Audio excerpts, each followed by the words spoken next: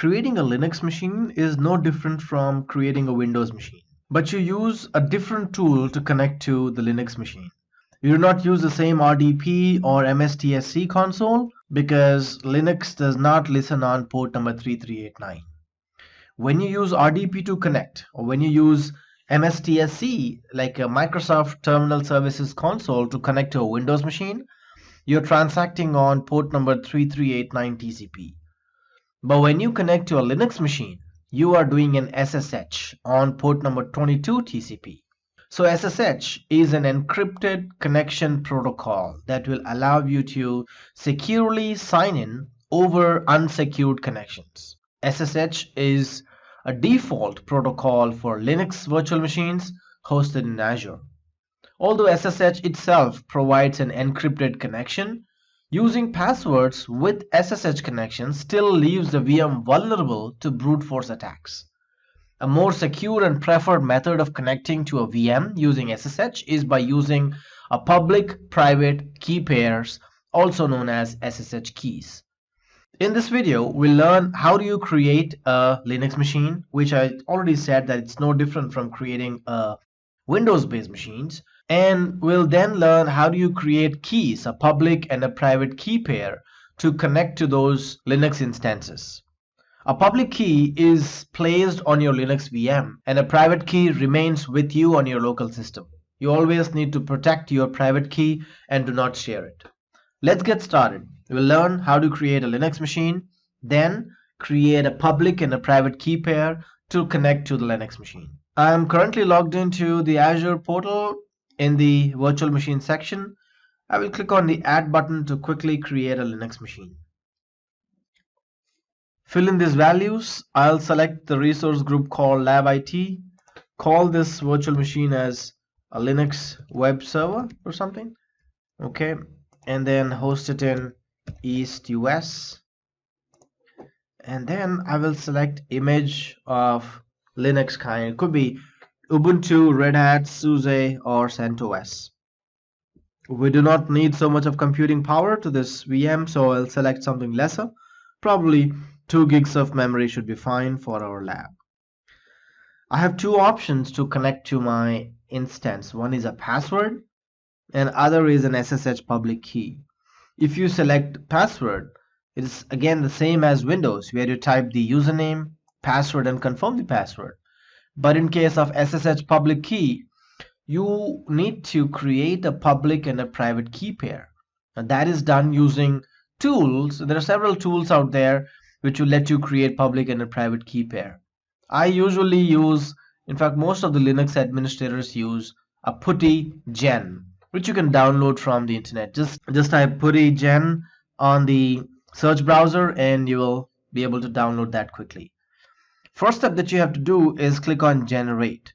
Now this will open up this box here, and this box will move from left to right only if you move the mouse continuously on this empty blank space, right? So move it for a couple of times. You can also use keystrokes on the keyboard.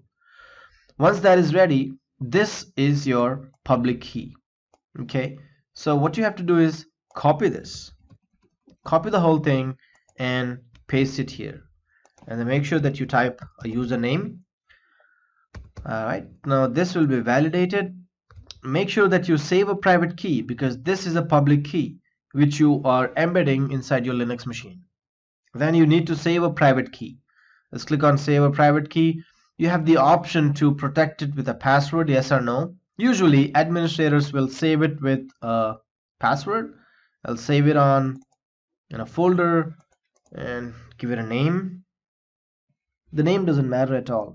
Okay, now that is saved, you can move on. Inbound ports need to have at least port number 22 allowed because Linux listens on port number 22. Unlike Windows, in Windows we selected RDP 3389. In Linux it is SSH 22. Next, because it's a test environment, I can just go for a standard HDD. And since I've explained these particular fields in the previous videos when creating a Windows machine, I'll not go over them again in order to save time. Click next, advanced. In fact, these values are no different from what we had during the VM creation for Windows. Now click on create and then wait for this to complete. I'll pause the video for a minute to get the VM created successfully. Looks like the VM deployment is complete, so let's go to the virtual machine section here and then click on it to get the public IP address. That's my public IP address. I just copied it. It's in my clipboard. Now we do not need this putty gen anymore, right? We need putty. So I will launch putty and copy and paste that public IP. Now I also need to have an SSH key embedded inside this auth. The Linux machine knows about my public key. I need to show the private key to the virtual machine so that there will be a handshake between public and a private key, and hence the term public private key pair. Now if the ports are open, right, if there is a network communication built between the network that you have and between the virtual machine, then you get a pop-up like this. Now everything is all right. Login with root admin, and then I don't need to type the password because now the handshake between public and private key pair happens. It's all ready now. So this virtual machine is ready to be hosted in your production. We are connected. Now you can show your Linux skills to make it a web server or something. So let's quickly make it a web server. Now, just like the way we installed IIS on the Windows machine, you can install Apache on it by just running this command, say sudo yum install and the httpd daemon. Give it a minute, and within a short time it should install and pick up all the libraries from the internet. Install the http daemon on your machine. Alright, so yes. Okay, let's start the service for the Linux machine, which will be sudo service httpd start. Done. Service is started. Now I'll go to the browser and just copy and paste the public IP here. Let's see what happens. Now it's not gonna work. It's still waiting and waiting, and it will time out because we haven't opened port number 80 on the security groups. So I'll go back here, click on networking, and see, if you look at this, just port number 22 is open, and that's why we could successfully connect to the Linux instance. We haven't opened port number 80. Let's open it. Under inbound rules, I just want port number 80 here, which is responsible for HTTP communications. Yeah, and that's all. Just click on add. Give it a second and it should finish that. Okay, looks like port number 80 is open now.